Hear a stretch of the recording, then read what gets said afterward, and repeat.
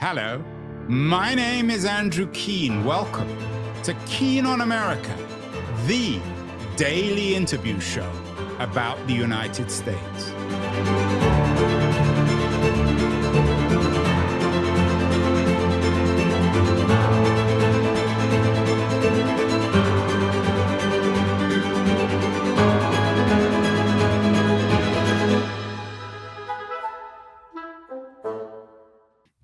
Hello, everybody. It is Tuesday, the 24th of February, 2026. One of the most persistent worries these days is that our kids aren't okay. And we are talking children and psychology today with my guest, who has written a number of books on children and their psychological development and challenges in our modern world. Many of you will be familiar with his best-selling book, Lost at School.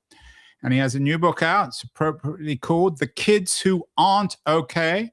Ross W. Greene is joining us from Maine, where he lives, a snowy Maine, Ross. The new book is entitled The Kids Who Aren't Okay. I'm assuming that you're not suggesting then that not all kids are in this category. Some kids are actually okay. Is that a fair summary of this new book?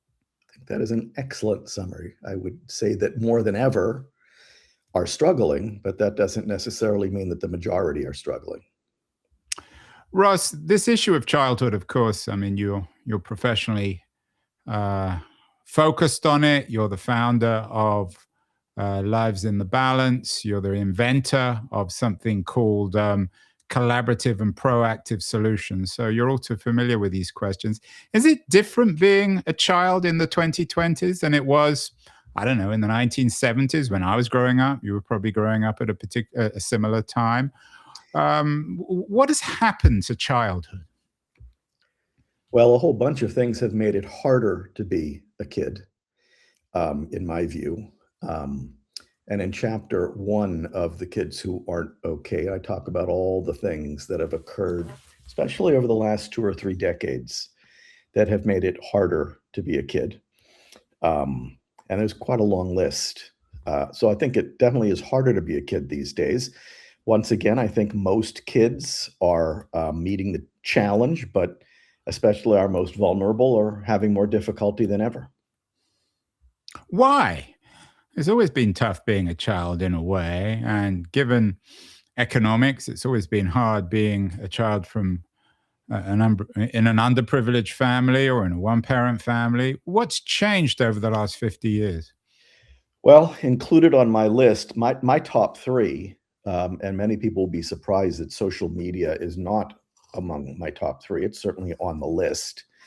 I feel like if we focus only on social media, we'll miss the rest of the picture. My top 3 are school shootings. You and I did not have to grow up with that. High stakes testing, where we basically decided that every kid had to get over the same bar by the end of the school year. A bad idea right out of the gate. And zero tolerance policies, which is where we decided, largely as a response to Columbine, that the best way to keep our schools safe was to tighten the vice grip even further, be more oriented toward punishment. Those of us who are in our age range didn't have to grow up with any of that stuff. So would it be fair to say that the new book, The Kids Who Aren't Okay, it's the American kids who aren't okay? Do you do much comparison between French or Australian or British or German kids in comparison to the United States, especially given the numbers of school shootings in the US? Yeah, I mean, school shootings is more specific to the United States than anywhere else. But when we talk to educators in all those other countries, many of which I speak in frequently, we find that things are very similar. The kids are struggling quite a bit, and the educators are struggling to know how to help them. So I'm finding this to be fairly universal. It's pretty bad here in the United States, that's for sure. We live, Ross, don't need me to tell you, in an age of distrust of institutions, traditional authorities of one kind or another. Your book describes you as Ross W. Greene, PhD. Are you seeing the same mistrust of guys like you who claim to be authorities on childhood as you're seeing in mainstream medicine and politics and culture? I don't run into that too often. I myself am skeptical of what PhD tells anybody about me. I know they put it on the book cover. I think greater credibility is the fact that I've probably worked with almost 3,000 kids and their caregivers over these many, many decades.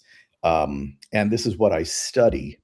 So I'm familiar with the research as well, but I definitely don't want people thinking I have credibility just because PhD comes after the comma after my last name. What drives you, Ross? As I said, you're the founder of Lives in the Balance. You're a great authority. You've written many books. You speak and lecture all over the world. Are you a parent yourself? I am. I have two kids in their 20s. What drives me is seeing kids get unnecessarily lost, especially because us caregivers often have great difficulty getting out of our own way and continue to do things that are not what these kids need the most and actually frequently end up being very counterproductive. I don't write new books just to get a book out there. I write a new book if I feel like I have something new to say beyond the books I've written already. What drives me is passion for the kids who are struggling. And when it comes to those struggling kids, you've already touched on this. Is it sociologically marked in the sense that it's poor kids who are most affected?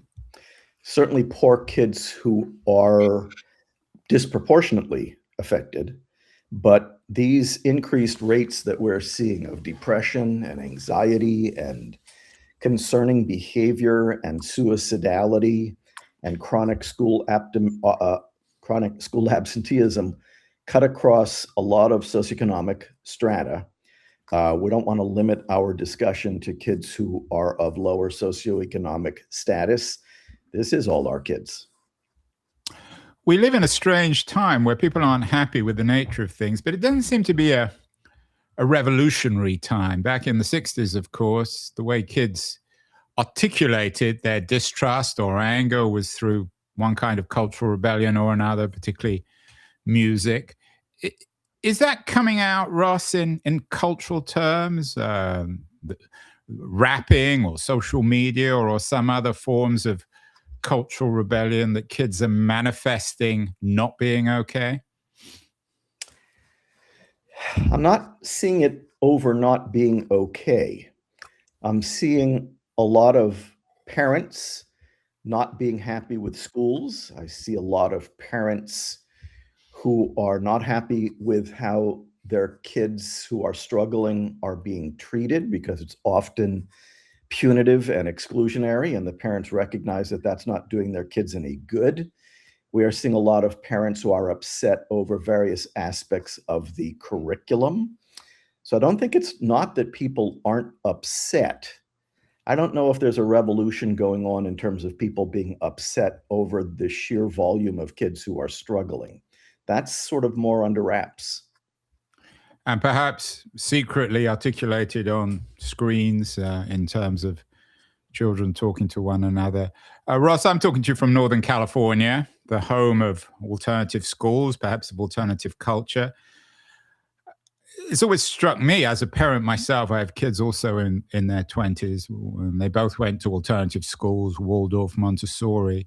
The parents were also part of the problem, at least in the upper middle class, that these helicopter parents who were more and more obsessed with their kids. It's very different from when I was growing up in a similar socioeconomic strata, that parents seemed disinterested. In fact, they didn't really want to have that much to do with their kids. Of course, that's a massive generalization, but you talk to a lot of people who went through the same experience. Is one of the problems with helicopter parenting, or perhaps are you arguing in the kids who aren't okay that we need more helicopter parenting or a different kind of helicopter parenting? I'm not a big fan of helicopter parenting, but I think kids should be able to make mistakes without feeling like the world is going to come crashing down on them. I don't think they should be overly protected from those mistakes. I think we learn more from our mistakes than we do from our successes. But I would not pin these rates that we are seeing that we just covered primarily on helicopter parenting. Truth is, I wouldn't blame it on anything. Bottom line is we have to recognize what's walking in the school and be attuned to it and be more responsive to it. There's a lot of factors that are making life harder to be a kid these days. I suppose helicopter parenting is somewhere on the list, but it's not very high on my list. Ross, for better or worse, though, and you know this better than I do, we live in an age of blame where everyone wants to blame someone else for whatever's wrong, or at least in their mind, what's wrong with the world, with their family. In terms of our culture wars these days, the debates about the family and the value of the family, in your book, The Kids Who Aren't Okay, do you wade into that? It's dangerous territory, particularly for a doctor, but are you concerned with the way in which the family politically has been fetishized? I would like to think that this book has things in it that will offend just about anybody from any political belief system. This doctor is actually not that worried about wading in. Somebody's got to wade in. There are things on both sides of the aisle that are being done that are not so great for kids. Somebody's got to call it. There are things teacher unions have taken stances on, things that people of both political parties have taken stances on, that educators stand in schools and just continue to shake their heads at what continues to get thrown at them by not necessarily politically necessarily, but just what's being put on them as educators whose primary responsibility is to educate kids. And a lot of the policies that have come down the pike that were bipartisan have made it a lot harder for educators to do that. Well, I'm thrilled, Ross, that you're going to offend some people. That's the purpose of my show. So perhaps you might offend progressive teachers on the one hand, and then perhaps the conservative crowd on the other. What do they get wrong? What don't they understand about why or how the kids aren't okay, and maybe even contributing towards it? Oh, just as an example, one example, especially with kids who have concerning behaviors, we are still using a lot of what's called restraints, which is pinning kids to the ground, and seclusions, which is dragging them often into a locked or blocked closet-sized room. Generally speaking, those practices are almost always unnecessary, and yet we're still using them like there's no tomorrow. What that tells us is a few things. It tells us that we have a lot of kids who are out of control in our schools, and we have folks at schools who may not be particularly well trained or well equipped, at least, to handle those kids. Who ends up paying the price for that? The kid who's being pinned to the ground, the kid who is being dragged into a locked or blocked door seclusion room. There has been legislation available for our legislators at the federal level to approve since 2011. And our two largest teacher unions in this country have yet to get behind it. One example of a group that I am calling out in this book, just one, there are many. Let me come back at you. And again, this is a typically naive question from a parent, someone who isn't an expert. You point out that there is this, we live in the age of anxiety, maybe an epidemic of psychological problems of some kids. You connect it with punishment. But historically, schools were much more punitive. I mean, in the 19th century, children were regularly beaten, perhaps even in the 20th century. And you didn't necessarily get this epidemic of anxiety. Is that because we weren't measuring it? Is that because we weren't aware of it? Or has something again changed? It's possible that the fact that we are measuring it now accounts for at least some of why we're seeing such high rates of anxiety and depression. I don't think that accounts for the lion's share of it. And here's what's interesting. When we talk to adults who've had those experiences in their lives, who are our ages, and when they are finally feeling free to talk about what they went through, they are telling us about how traumatizing it was for them, how much it detrimentally affected their lives and their personalities. So what we may mostly be seeing now is kids who are more willing to talk about it than the rest of us were. Just the fact that we may have been more punishment oriented in the past doesn't mean that our punishments now are any more productive than they were way back then. We can do better. We know how to do better. And we know the price that people pay for that kind of treatment. Is there a difference in terms of physical versus psychological punishment? Are you particularly concerned with one versus the other? Not especially. I think they're both very counterproductive. Russ, in this show, we've often had guests who come on talking about America, said, if only America could be more like Scandinavia. Denmark often comes up, and Finland. I know that in a lot of studies, in fact, there was a book about it, I can't remember who it was by, I'm sure you're familiar, comparing the investment in school teachers in Finland, I think, with the United States. And it was dramatically different. School teachers were treated much more favorably. They were paid better. They were taken more seriously. In your analysis of what good teaching is, and I know your book deals with this, is one of the problems that there's not very much good teaching in America because teachers are so badly paid and because no one really respects them? There's no doubt educators in the United States are underpaid. That's a given, right? Compared to other countries, compared to what they should be paid, compared to the role that they play in the lives of our kids, educators are underpaid. There are some incredible teachers out there. Unfortunately, hundreds of thousands of them have left the profession because especially of the conditions under which they now find themselves working. If we want to hang on to them, we have to take a very close look at the conditions under which we are expecting them to work, what we're paying them, this huge responsibility that they have in the lives of our kids. I don't think there's that much bad teaching going on. I think we are placing expectations on kids that are making it very hard, on educators that are making it very hard for them to do their jobs. Ross, do you distinguish much in the book between public schools, private schools, charter schools? Are they all in the same category when it comes to these challenges, or are some of these schools doing better jobs than others? As I said, we sent both our kids to alternative Northern California schools, Montessori and Waldorf, that's particularly popular these days.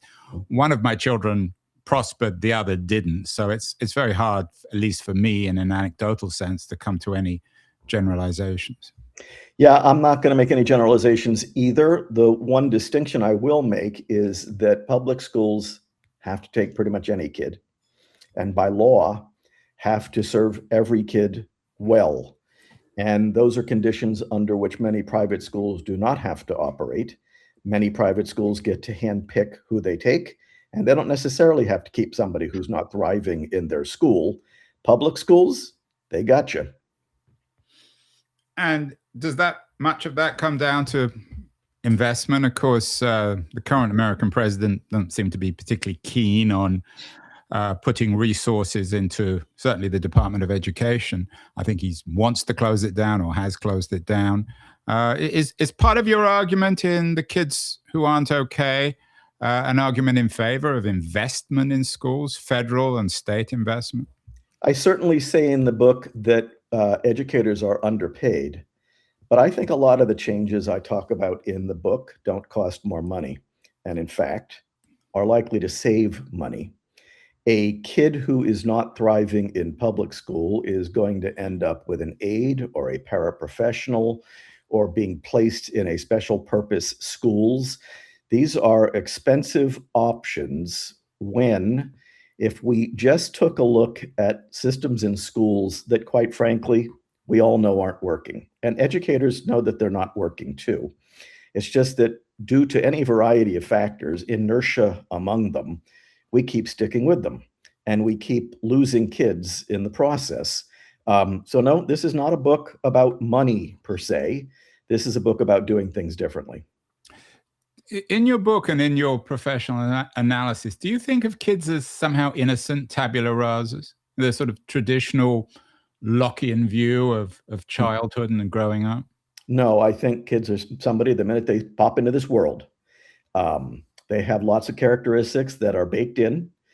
Then it comes down to how well, what the fit is or the match is between their characteristics and the characteristics of the environment. I was trained in graduate school that everything's 100% nature and 100% nurture.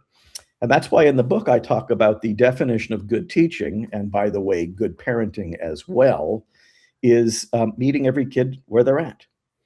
And another term that I use quite a bit in the book is developmental variability, because that is what's guaranteed to be walking into the building. Every kid is different. This is why many initiatives in education that I think have been outstanding, differentiated instruction, personalized learning, are aimed at helping educators know how to meet every kid where they're at. High stakes testing, telling every kid they've got to get over the same bar by the end of the school year, is exactly not what the doctor ordered. Yeah, I like that phrase, Ross. Every kid is different, and sometimes you come across people who, when they, so to speak, review their parent, might say, "Well, my parent was a very good parent," or "My parent was a very bad parent," and then their brother or sister would say the reverse. As a parent, it's really hard to recognize that every kid is different. What advice would you give both to parents and children about doing that? Don't parent or teach every kid the exact same way. Go into parenting and teaching knowing that every kid is going to need something different from you. That's developmental variability coming at you. And don't think that if you're treating one kid differently, you're being unfair to the rest. If you are treating every kid differently based on your efforts to meet them where they're at, you're being fair to everybody. But if you're trying to treat everybody exactly the same, you will meet nobody where they're at. But fairness, of course, is the third rail of American political culture these days. And if you treat one child differently from another, you're always going to get accusations from the child or the parent or the authority that you're favoring one over the other. Is that a broader kind of political argument you're making, that that we need to perhaps tone down our obsession with fairness? Well, fairness doesn't say much to me. I'd rather stay away from politically charged terms, although there is a politically charged term that I use in the book, equity, that I would rather not stay away from. But for me, the definition of equity is meeting every kid where they're at. And here's what's interesting. First of all, I don't know any educators who would argue with that. And I don't know any parents who would put a big fuss if they knew that their kid was being met where they are at. Poor outcomes occur when we are not meeting kids where they're at and when we're trying to treat every kid exactly the same. What about the issue of gender, ethnicity, even sexuality? Again, really controversial terms. People have very strong opinions one way or the other on them. Should teachers, or indeed even parents, when they recognize that every child is different, incorporate gender, sexuality, race into how they behave with the kid? I think that the goal is to meet every kid where they're at. And if a kid is struggling in a particular area, no matter what it is, academics, depression, anxiety, concerning behavior, what we're seeing is a kid who's not being met where they're at. And we need to educate ourselves about what that kid is going through and do our best to make sure at least that this kid feels a sense of belonging in our classrooms. You're clearly against punishment of one kind or another. You think that's one of the problems with the system. What about medical support for kids? Where are you on that? I mean, you are, as I said, you're a doctor, you're a PhD, so you're well trained in this. My own experience, again anecdotal, is that kids are taking more and more antidepressants, some perhaps in a healthy way, perhaps in others in a less healthy way. Is this part of the problem or the cure for kids who aren't okay, for kids who are depressed, who are anxious, who are lost? Depends on whether the medication is being prescribed intelligently and carefully. There's definitely kids for whom medication is an absolutely indispensable part of the treatment picture. I do think that in the United States, we overprescribe more than other countries do.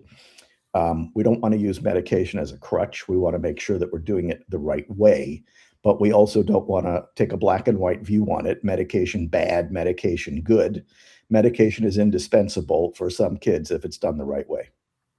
And what about our quote unquote therapeutic culture? I know with one of my kids, there used to be a time slot on a Friday afternoon where the kids could all go off to their therapist, and usually about 80 or 90% of the class would go. Are you at all concerned with the numbers of therapists and the way in which therapeutic language and culture has somehow crept into the mainstream world where everyone talks as if they're a therapist? There's certainly people out there who talk like they're a therapist who when I listen to them, I say to myself, they don't really know what they're talking about. If a kid needs therapy, we want to make sure that they get it. It's interesting. This book is mostly about problem solving. Some people, a lot of educators are worried that mental health professionals are trying to turn them into therapists. I'm not trying to turn educators into therapists. Educators have always been in the problem-solving business. This is a book about solving problems with kids rather than over-punishing the behaviors that are being caused by those problems in the first place. You mentioned social media. You said that's not in your top three. Our governor, Gavin Newsom, has recently backed social media restrictions for teens under 16. It's been banned in Australia, I think in France. More and more questions on social media. In your ranking, if it's not in the top three, is it in the top 5 or 10 when it comes to kids not being okay? Are they addicted to their screens? Again, you don't need me to tell you. There's a massive debate on social media and its impact on our age of anxiety. What's its place and role, and what should teachers do in terms of allowing or not allowing devices in the classroom? Oh, I don't think devices should be in the classroom unless they're used for educational purposes. We're going to find out soon because Australia banned social media for kids 16 and under. I'm skeptical. The research on the harms of social media is mostly correlational, not causal. If one definitive thing can be said about the impact of social media on kids' mental health, it would be that those who are vastly overusing it, which is not most, are the ones whose mental health is being affected adversely the most. I think it's a complex issue. There's no doubt there are things in social media that kids are being exposed to at increasingly young ages that you and I had never heard of at the ages at which kids are being exposed to them. Do we want to wait for the research to show up before we try to do something about it? Not necessarily. I don't think cell phones should be in schools, generally speaking. I think that we do want to take a look at what kids are being exposed to in social media and think about how we can address it. I find that when we mandate things, we might be taking a step in the wrong direction. There are some schools that have been involving kids in solving the problems of cell phones and social media in schools. And since this book, as well as my entire career, is about how to collaborate with kids on solutions, I would certainly hate to leave kids out of the loop on an issue that affects them enormously. As you said, you're in the collaboration business. You invented the term collaborative and proactive solutions. The latest quote unquote collaborative technology, Ross, again, don't need me to tell you this, coming out of Silicon Valley, enormously popular, for better or worse, massively backed, is AI. What's your sense of how kids are using AI? Lots and lots of rather dire pieces these days on kids using AI as cruxes, emotional cruxes, getting advice from them, perhaps using them as teachers. The education establishment wrestling with the role of AI in the education of the 2020s and 30s. Is AI for you an opportunity or a challenge? More problems or less problems? Or it's hard to tell? Both.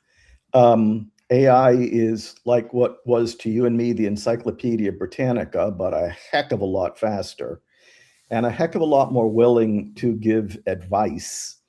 I don't mind faster speeds. I don't mind a mechanism for organizing information in a much more efficient way. I just think we have to be intelligent about how AI is used. I think that kids have always, some kids have always cut corners on how they completed assignments. With the development of AI, there are also the development of technologies that educators can use to find out if a kid used AI. So I think actually, believe it or not, it's mostly good, but I also am common sense about it. Good luck turning it back. Yeah, and you're an education philosopher, really, and lives in the balance, and your theories about collaborative and proactive solutions. Presumably, you can program these AIs to do the right thing with kids. Presumably so. If you go into AI and ask AI, ChatGPT, for example, how areas of conflict in the world are going to be solved and whether it's optimistic and what areas are less likely to be resolved than others, and I've done this, you'll get a very educated answer. Hard to imagine that being a bad thing. Finally, Ross, your book has a very sad picture on its cover of a boy with his fists clenched over his head. Certainly a kid who isn't okay. Why should we be particularly concerned? What happens to these kids who aren't okay when they grow up? Do they go to prison? Do they commit suicide? Do they sit in rooms on their own? Can they do jobs? Can they enter into relationships? What kind of world are we threatened with if these kids who aren't okay aren't addressed and they grow up into adults who aren't okay? It's highly variable. We certainly are not increasing the odds of a good outcome if we don't understand what's getting in the way with these kids, and if we don't treat them in a way that is productive. We are greatly decreasing the odds of a productive outcome. Some pull through.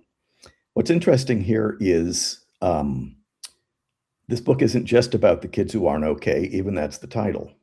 One of the things I say in the book is that all of the recommendations in the book, including the importance of meeting every kid where they're at, is just as applicable to every kid. And I fervently believe that we need to get busy teaching kids how to collaborate on solving problems. Otherwise, they're going to turn out just like we did. Well, there you have it. The book is out today. The Kids Who Aren't Okay, the urgent case for reimagining support, belonging, and hope in schools. I often think that the word urgent is overused in book titles, but this certainly is an urgent issue. Ross, congratulations on the book. Thank you. Best of luck getting that urgent message across to both parents and teachers. Thank you so much. Thank you. This was a great interview. Hi, this is Andrew again. Thank you so much for listening or watching the show. If you enjoyed it, please subscribe. We're on Substack, YouTube, Apple, Spotify, all the platforms. And I'd be very curious as to your comments as well on what you think of the show, how it can be improved, and the kinds of guests that you would enjoy hearing or listening to in future. Thank you again.